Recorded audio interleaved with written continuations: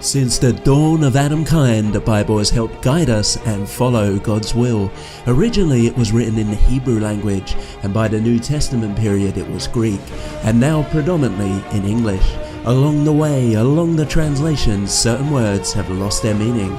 It's estimated that the King James Bible has over 2,700 translation errors, and any other versions don't fare much better in correcting those. While some words are difficult to translate, others have been deliberately twisted and completely mistranslated. Here they are. One of the most mistaken ideas is that most of the people in the United States and Europe, in fact nearly all the Christians in the world, are Gentiles. The Greek word ethnos, which means nation, is all too frequently translated as Gentiles in the New Testament.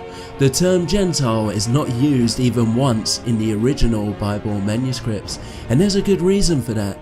There is no such word in either the Hebrew or Greek language.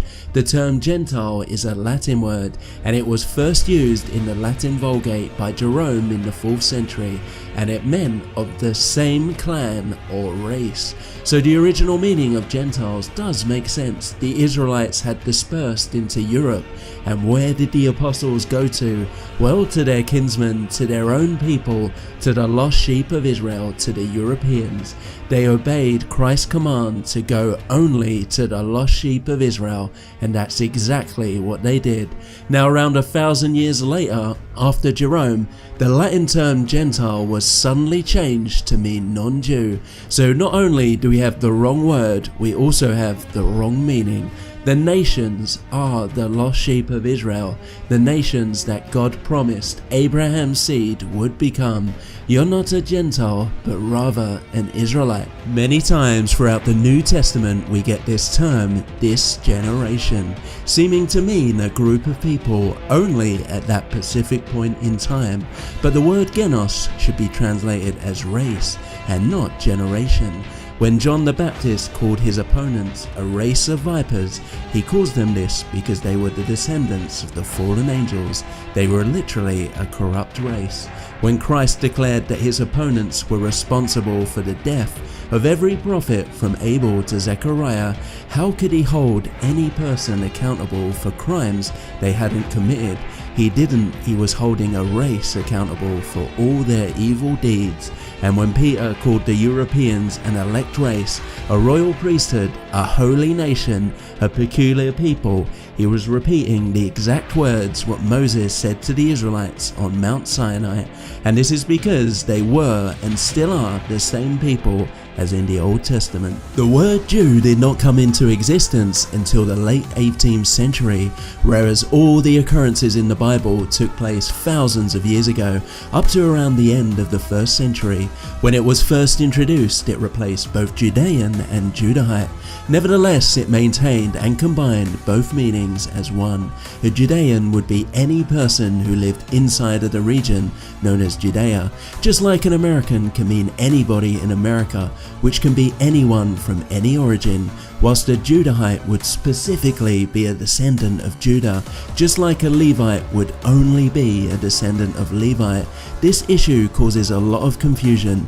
Paul explained in Romans that he only cared about Israelites according to the flesh, meaning real genetic kinsmen, his own people. And in 1 John he explains, speaking of the Antichrist, that they came out from us, but they were not from us. Judea had a lot of different people at the time of Christ, and this should alleviate some of the confusion. Throughout Christ's ministry, he often referred to himself as the Son of Man, a sign of humbleness that God himself had come down to live and die just like us. But is there any more special significance to this phrase? Well, we must remember that God also called the prophets back in the Old Testament, such as Ezekiel, the Son of Man. Well, what has been completely lost is that the word man is almost always actually Adam. So what Christ is really calling himself is the Son of Adam, Now this must have vexed Christ's opponents, as he called them sons of the devil. They were descended from Cain, who came from Eve, and that serpent, the Satan, the fallen angel. Anyone descended from a fallen angel is a devil, and Cain was a devil, just as Judas Iscariot, whom Christ also called a devil. So the purpose of calling himself the son of Adam is to show that Christ only came for Adamkind, God's original creation. In today's churches, there is no word more misunderstood than seed.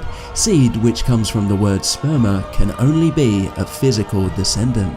Yet over and over we are taught it now means spiritual, that the serpent, Satan, the fallen angel, his seed is spiritual, that Abraham, Isaac and Jacob, their seed is also spiritual, that all the descendants of Israel are spiritual.